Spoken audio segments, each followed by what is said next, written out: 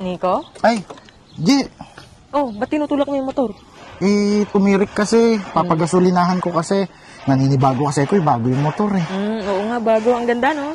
Oo, alam mo noon, doon tayo pa, pangarap lang natin, di ba to? Minsan, gala tayo pag gusto mo ha. Hindi. Okay lang. Nakakatakot ka na ngayon, sobra. Ba't naman? Kasi dati kinuha mo, una, cellphone. Sunod, bag. Tapos yung nakaraan, sasakyan. Tapos ngayon naman, yung motor ko, eto, sisi niyan eh. Diyos ko, G, sa'yo ba itong motor na to? Oo, may binibili lang ako sa kanto, tapos nakita ko, wala nang nakapark doon. Naku, nasaan na kaya yun? Hala.